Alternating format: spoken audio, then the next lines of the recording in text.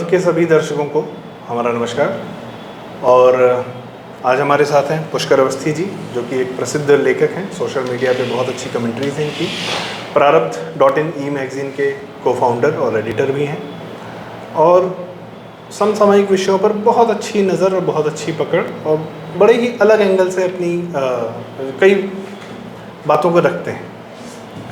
आज का अभी का हमारा विषय है जो एक हाल फिलहाल में घटना हुई है, दुर्घटना हुई है, अभी उसकी मीमांसा की जाएगी। एनडीटीवी के 29% स्टेक को अडानी ग्रुप ने परचेस कर लिया है। अब इसमें बात ये नहीं है कि इसकी टेक्निकलिटीज़ क्या हैं या इसका ये क्या प्रक्रिया रही है, हम इस पर बात आज नहीं करेंगे, हम फिर कभी करेंगे। पर इससे जो उठी हुई चर्चाएं, इससे जो उठी हुई लहरें हैं, ये जो समंदर या तालाब में पत्थर फेंका गया है और इससे जो लहरें उठी हैं, इसको देखने की कोशिश करेंगे कि आखिर ये हो क्या रहा है और ये पहले क्यों नहीं होता था।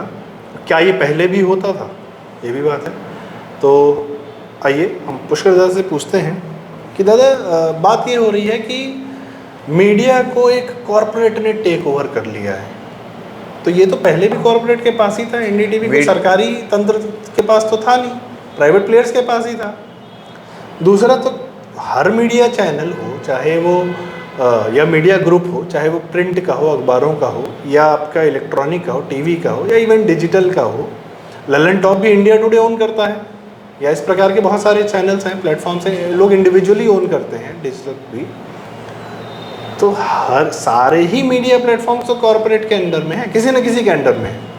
तो अडानी ने ही ओन कर लिया तो क्या तकलीफ है?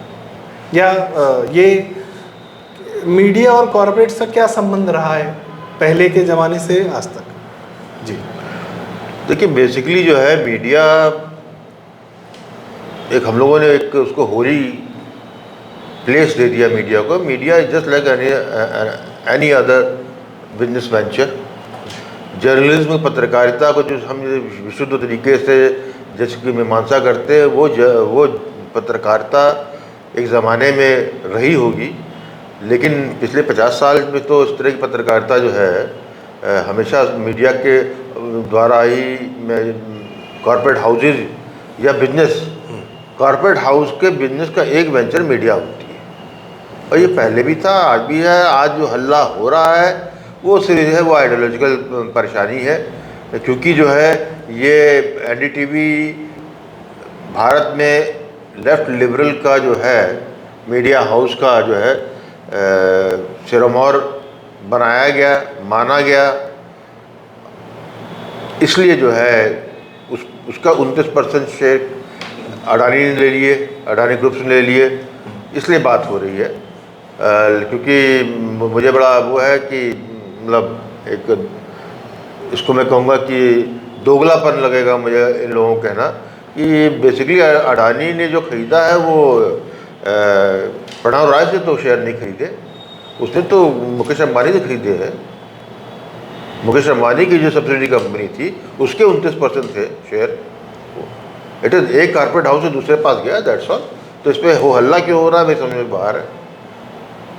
ओके, बस यहाँ पर एक प्रश्न ये है कि हो जब अडानी को दिया था तो अडानी ने ग्रुप ने जो है 400 करोड़ जो है विदाउट इंटरेस्ट, अंबानी ने, सॉरी हाँ 2008 में अंबानी ने ग्रुप ने जब दिया तो 400 करोड़ रुपए इंटरेस्ट भी दिए थे और शेयर की जगह वारंट दिए थे उसकी जगह। और पिछले 14 साल से जो है मुकेश अंबानी जी जो है या अंबानी ग्रुप ने जो है 400 करोड़ दे के भूल गए थे। मैं समझता हूँ कि वो 400 करोड़ ना उनको वापस लेने थे और ना वो कोई बिजनेस डील थी। It is just suitable arrangement था जिसमें कि एक मीडिया हाउस को जो है या प्रणव राय जो प्रोप्राइटर हैं उनको जो है 400 करोड़, उनकी पत्नी क्या नाम है, राधिका रॉय, उनको 400 करोड़ दिए गए थे, वाइट में दिए गए थे। तब 400 करोड़ वाइट जो है बिना किसी कोई भी क्यों देगा उसको कवर अप करने के लिए कंपनी खोली गई, 29% शेयर दिए गए की जगह वारंट दिए गए। और ये अंडरस्टैंडिंग थी कि ना वो पैसे वापस आने हैं ना वो वारंट जो है कभी शेयर में कन्वर्ट होने हैं। लेकिन जैसे समय हमेशा एक नहीं रहता, तो मुकेश अंबानी ग्रुप की भी जो है ज़रूरतें पूरी हो गई होंगी, तो उनके लिए 400 करोड़ मैटर नहीं करता था। वो डूबे हुए पैसे भी नहीं थे, तो एक तरीके से it is a profitable venture for Mukesh Ambani, क्योंकि उनको 400 करोड़ जो उनको कभी नहीं वापस आने थे वो उनके पास आ गए। तो इसमें हम बात करेंगे ऐतिहासिक रूप से भी कि सारे ही मीडिया ग्रुप्स जो हैं, जैसे भी बात हो रही थी कि हिंदुस्तान टाइम ग्रुप सदैव से जमनालाल बजाज, सॉरी जमनालाल बजाज नहीं, अरे आपका साहू बिरला जी का हिंदुस्तान ग्रुप बिरला जी का था। जमनालाल बजाज जी का भी कुछ ग्रुप मीडिया के थे। Sahu Jain times of India है, साहू उसके जैन टाइम्स ऑफ इंडिया पूरा उन्हीं का बेनेट कॉलम था, बाद में साहू जैन इन लोगों ने ले लिया। विनीत जैन आज ओन करते हैं फिल्म फेयर और पूरा मीडिया ग्रुप जो है, टाइम्स और मीडिया जो भी है। उसके अलावा हिंदू भी प्राइवेटली ओन्ड है, जो एक होली काऊ है, कोई ऐसा नहीं है। आपको आनंद बाजार पत्रिका, टेलीग्राफ, अब जो कुछ बात होने लगी, बेसिकली देखा जाए यदि आप स्टेट्समैन एक समय में ट्रस्ट के द्वारा रन किया जाता था, बाद में वो भी उस पर भी ऑलमोस्ट एक ही बंदे का ही दखल था। वो आज की तारीख में हमको तो आज की बात करनी है। आज की तारीख में क्या भारत की जनता को मालूम है कि जिस इंडिपेंडेंट टीवी को देखता है, न्यूज़ पढ़ता है, सुनता है या अखबार पढ़ रहा है, उसका वाकई मालिक कौन है, ये नहीं पता होता। ये एक बहुत बड़ा और बहुत ज़रूरी सवाल है। ये कोई 100% हम जिनका नाम भी ले रहे हैं, उन्होंने जो है वो कहाँ किसको बेच रखा है, कौन साइलेंट पार्टनर है, कौन कॉर्पोरेट ग्रुप जो है साइलेंट पार्टनर है, ये कोई चीज़ सामने नहीं आती है। क्योंकि ये टेक ओवर बात बिड आई, इसीलिए जनता के सामने ये 400 करोड़ की बात सामने आ गई कि ये अंबानी ग्रुप के पास पहले था जी। और इससे पहले तो किसी को ये भी नहीं पता था कि अंबानी ग्रुप से पहले एनडीटीवी में किसका पैसा लगा था। न्यू दिल्ली टेलीविजन्स जो इनका था, इन्होंने शुरू किया था 1992 में। और एक आरोप है कि प्रणव रॉय ने, जो सागरिका घोष के पिताजी हैं, घोष साहब, जो डीडी के 1991-90 में डायरेक्टर हुआ करते थे भारतीय दूरदर्शन के, तो वहाँ के सामान और टेप्स वगैरह की जो है हेरा फेरी करके, ऐसा आरोप है। हम नहीं कहते, पब्लिक स्पेस में है, सोशल मीडिया पे भी है, कि प्रणव रॉय ने उससे एनडीटीवी बनाई। और स्टार न्यूज़ जब इंडिया में आना चाह रहा था तो उसको भी सरकारी दबाव में लाकर उसके लिए न्यूज़ या वो सब सारी चीज़ें देने का या करने का एनडीटीवी को राइट मिला। और बाद में यहाँ तक कि एनडीटीवी के अधिकतर जो स्टाफ मेंबर होते थे, वो जो दिल्ली सर्कल के, लुटियन सर्कल के कोई अधिकारी, कोई है, वो उनके या तो परिवार के होते थे या कहीं ना कहीं उनसे संबंधित होते थे। एक नाम आता अविशार शर्मा का, जिनकी पत्नी IRS अधिकारी थी और वो एनडीटीवी में काम करते थे। और जाहिर सी बात है, एनडीटीवी ने पत्नी और पति को बहुत बार फॉरेन घुमाने भेजा और उसके टैक्स बेनिफिट्स लिए। ये सब आरोप है, लगातार है, सब पब्लिक स्पेस में है, हमें ऐसी कहने की बात नहीं है। लेकिन इसके अलावा जैसे इंडिया टीवी है या जी न्यूज़ है, जी न्यूज़ भी सुभाष चंद्र ओन करते हैं। इंडिया टीवी है, रजत शर्मा बेहतर जानते होंगे कि कौन ओन करता है, नहीं करता है, कितना पैसा लगा रखा है। रजत शर्मा बार बार कहते हैं कि मैं एक कमरे में 6-7 लोग थे जो हम क्या बोलते हैं उठे, वहाँ मैं वहाँ से उठा हूँ। तो अब जाहिर सी बात है कि चैनल जब चला होगा, शुरू किया गया होगा, तब एज अ पत्रकार वो आए और बाद में चैनल के किस तरह ओनर हुए, तो वो पैसा कहीं किसी ने लगाया होगा, कहीं इन्वेस्ट किया गया होगा। आज वो कौन है, आई डोंट नो, पब्लिक को पूछना भी चाहिए। इंडिया टुडे ग्रुप है, अरुण पुरी अपने आप में एक मीडिया बैरन है, पर वो क्या क्या और ओन करते हैं और वो कहाँ से इंडिया टुडे ग्रुप को फंड करते हैं, क्या उसके रेवेन्यूज़ हैं, अरुण पुरी बेहतर जानते हैं। कलीपुरी उनकी बेटी, शी रन्स द शो। फिर चौथा आता है TV9 भारतवर्ष, अभी उठा है साउथ से उसके। तमिलनाडु में ये बड़ा एक अच्छा रहा कि सन टीवी और एक बड़ी वॉर रहती थी कि DMK group is primarily a media, Marans के थे सन टीवी वगैरह। और AID में जया टीवी था, जयललिता जी का AIDMK का। तो सबके ही मीडिया हाउसेज और स्पेसेस रहे हैं, सब ने ही कहीं ना कहीं मीडिया को कंट्रोल किया, क्योंकि मीडिया एक रेवेन्यू का मॉडल नहीं रहा है कभी भी, मीडिया इन्फ्लुएंस का मॉडल रहा है। यदि इसीलिए शायद अमेज़ॉन के मालिक जेफ बेजोस ने वॉशिंगटन पोस्ट खरीद रखा है, न्यूयॉर्क टाइम्स भी किसी कॉरपोरेट का ही है। और उसके अलावा प्राइवेट सरकार ओन्ड द्वारा तो हम सिर्फ ये कह सकते हैं, जो कि चाइना के द्वारा ग्लोबल टाइम्स है, जो पूर्ण रूप से उसका मुखपत्र है। नेहरू जी ने भी एक समय में वो भी सरकारी नहीं शुरू किया था, वो भी प्राइवेटली ही था। नेशनल हेराल्ड, जिस पे आजकल केस चल रहा है, जिसकी प्रॉपर्टीज़ पे केस चल रहा है, वो भी उन्होंने अपनी पर्सनल कैपेसिटी में शुरू किया था, नेशनल हेराल्ड अखबार उस वक्त का। बात यह है कि जो मीडिया हाउसेस सब पर सवाल उठाते हैं, सवाल पूछने का अधिकार मानते हैं, वो स्वयं 2-3 सवालों के जवाब कभी नहीं देते। वो अपने आप को आरटीआई के दायरे से भी बाहर रखते हैं, और सबसे बड़ी बात है कि एक दूसरे पर भी सवाल नहीं उठाते। इसका एक ताज़ा तरीन उदाहरण भी पेश करेंगे। ये कभी अपने किसी पैसे के सोर्स के बारे में कभी नहीं बताते। प्राइवेटली ओन्ड है, आईपीओ निकलते हैं, नोबडी नोज कि हु फंड्स देम, क्या उनके सोर्सेज हैं, क्या रेवेन्यूज़ हैं, क्या एक्सपेंसेस हैं। दूसरा, ये हु ओन्स देम, इसके बारे में भी कभी जानकारी बाहर नहीं आती कि हु एक्चुअली ओन्स देम। कोई कंपनी करती है, उसका डायरेक्टर कौन है, आपको सबके बारे में सब पता चल जाएगा कि टीसीएस का डायरेक्टर कौन है, किसका पैसा है, या विप्रो का कौन है, या सैमसंग का कौन है, या किसी भी क्षेत्र में रियल एस्टेट में हीरानंदानी कौन है, मतलब शाहपुर जी पोलन जी कौन है, आनंद महिंद्रा ओनर है, महिंद्रा के ऑटोमोटिव मोबाइल सेक्टर में, ओयो के राहुल अग्रवाल हैं। बट एक मीडिया हाउसेस का ओनर कौन है, ये बड़ा पता चलना बड़ा मुश्किल है। Unfunded by whom. ताज़ा तरीन उदाहरण ये है कि एनडीटीवी की जो घटना और दुर्घटना या जो भी हुई है, इसमें अभी तक सारी दुनिया सारी बातें कर चुकी है, पर अभी प्रणय रॉय या उनकी पत्नी राधिका रॉय का खुल के कोई पब्लिक में स्टेटमेंट ही नहीं आया कि ये हुआ क्या है और उसमें उनकी क्या भूमिका रही है, और ना कोई उनसे पूछ रहा है। तो पूरी तरह मीडिया जो सबकी अकाउंटेबिलिटी तय करता है, अपने आप को पूरी तरह अनअकाउंटेबल मानता है, या उसकी कोई अकाउंटेबिलिटी नहीं है। भाई, जो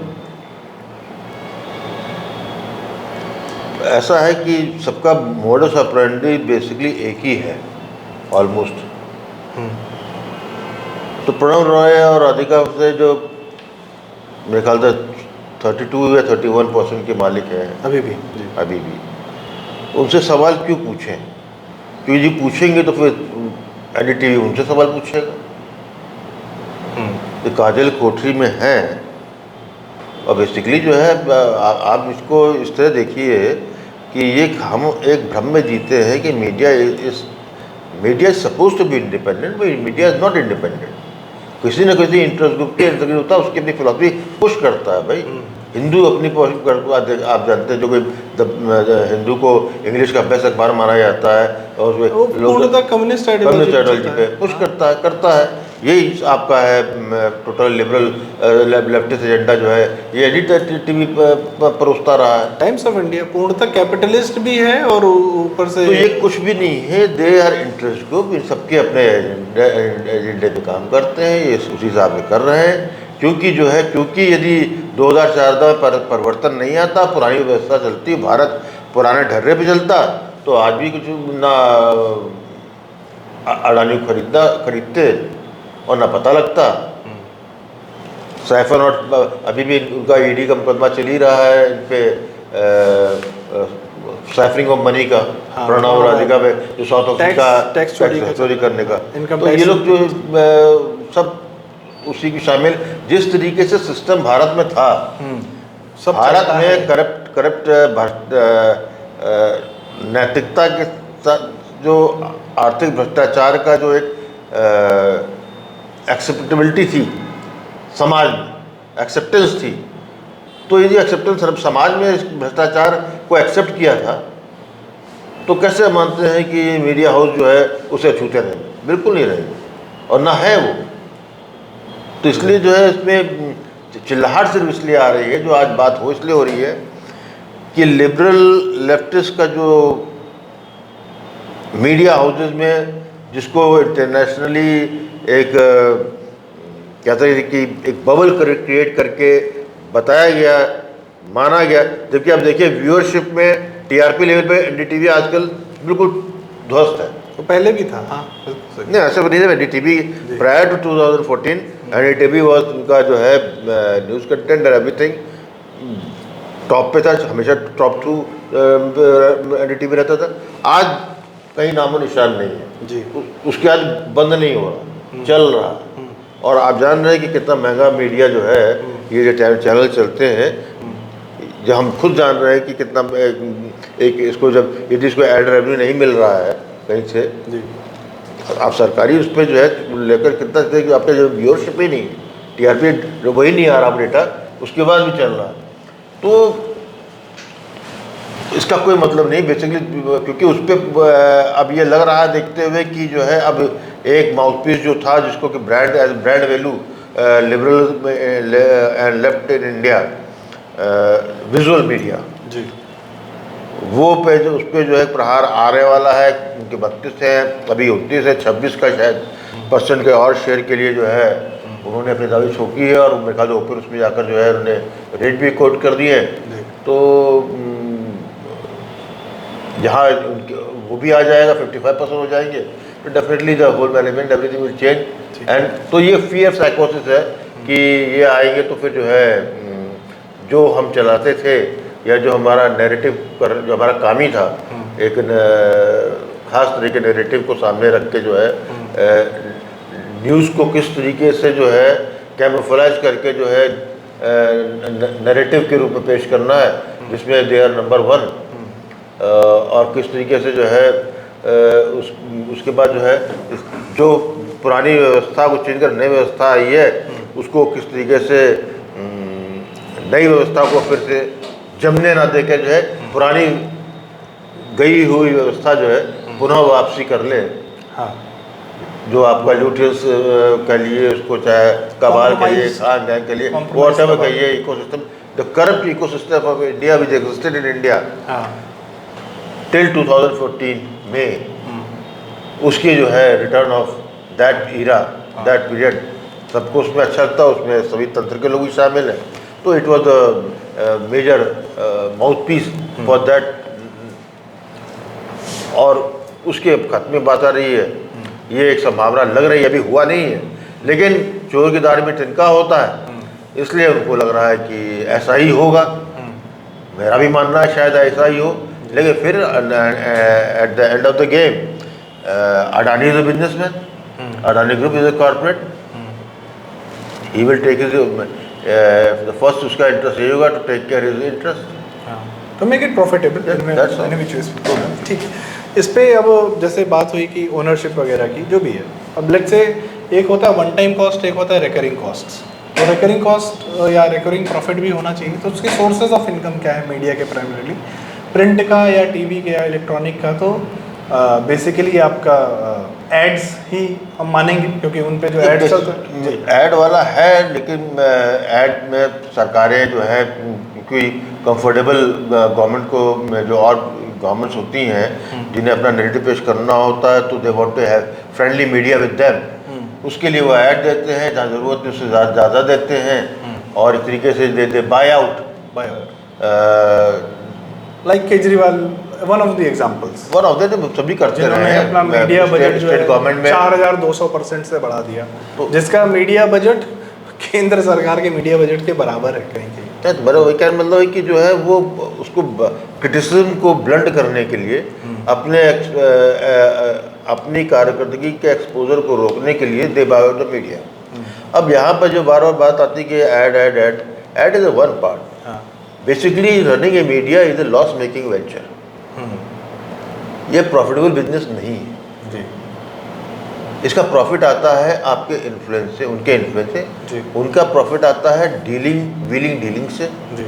और जो कल्चर हमारे यहाँ स्थापित था दलाली का, पिंपिश टाउट्स का, जो हमारा था कि सिस्टम में एक्सेप्टेबल था कि जो है लाइजनिंग के लिए, वो लाइजनिंग 100,000 करोड़ों की इस तरह पे, इट डिपेंड करता है कैपेसिटी कितनी है, वो है बिजनेस असली।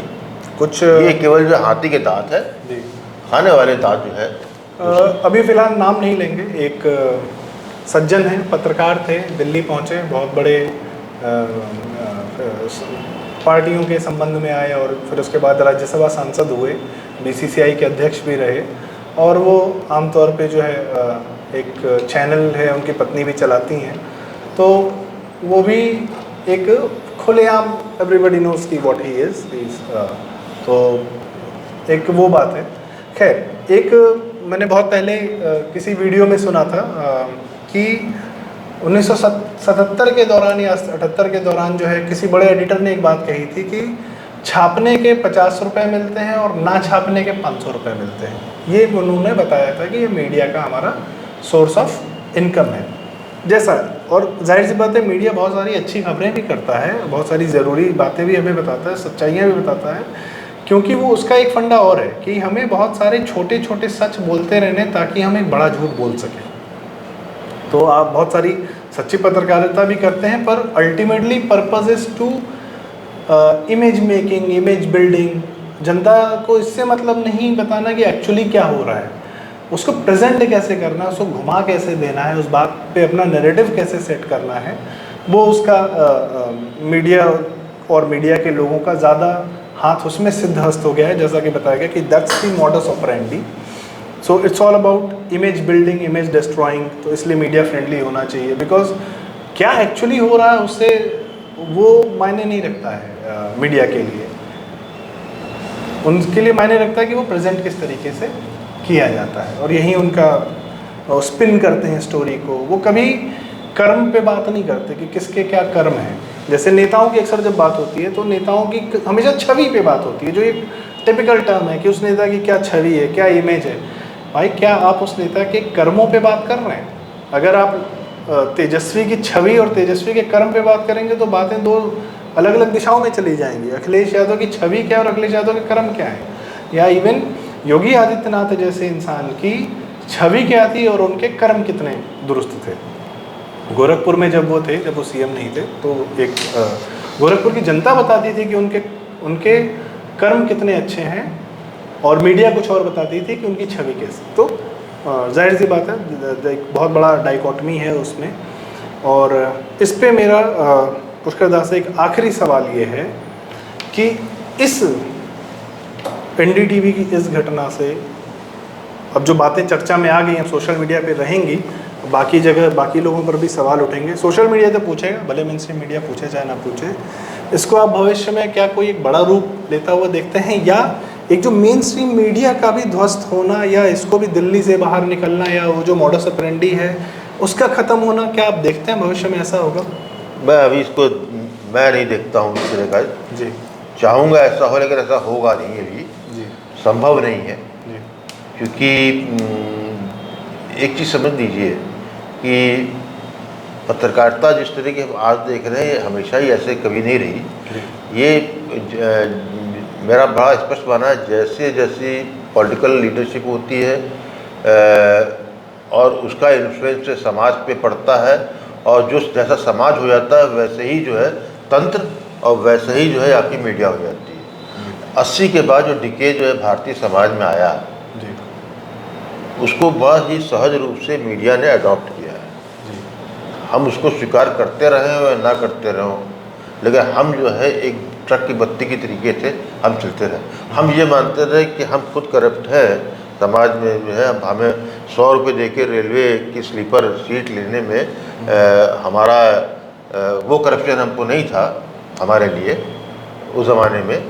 लेकिन जो है टीटी 100 रुपये ले रहा है वो करप्शन लगता था। और इसी तरीके ये मानते हुए कि ये तो चलता है और दूसरे ऐसे नहीं होंगे, दूसरे को नहीं करना चाहिए, ऐसा संभव ही नहीं। हमारे ऐसे लोग जाते तो जहाँ पर कम अपॉर्चुनिटी थी, जहाँ हमारी मजबूरी में हम कर रहे थे, और जब हम किसी को मजबूर करने की पोजीशन में आ जाते हैं तो हम वो बन जाते हैं। तो ये बेसिकली 80 के डिके के बाद भारत की मीडिया, भारत की पत्रकारिता पूरी तरह प्रभावित हुई। जो मालिकान थे वो अपने एडिटर्स, संपादकों और जो मेन पत्रकार जर्नलिस्ट होते थे उनसे ये अपेक्षा रखते थे कि वो जिस काम के लिए उनको लाया गया उससे ज़्यादा उसकी क्वालिफिकेशन ये होती थी कि जिस प्रदेश में है उसके वहाँ के मुख्यमंत्री या मंत्री से कितने अच्छे संबंध हैं, ताकि जो है हम अपना कुछ काम निकाल सकें। तो ये जो शुरुआत इस तरह से हुई 80 दशक में। फिर आते आते फिर वही संपादक जो है, जब उनको जो रास्ता मिल गया, पैसे लगाने वाले मिल गए, मीडिया तो गए, और फिर अल्टीमेटली जब हम 21वीं शताब्दी में आए तो हम पूरी तरह इतना भ्रष्ट हो चुके थे कि हमें भ्रष्टाचार से बिल्कुल असहजता लगती ही नहीं थी। तो मीडिया भी हुई। अब हम लोग बड़े ऐसा लग रहा है जैसे नींद से जागे हो, अरे ये इतने बेईमान, इतने वो ये बताते नहीं, ये तो आपको पहले से मालूम, तो ये कुछ नहीं बताते जी। लेकिन तब आपको जो है उसको स्वीकारना नहीं था।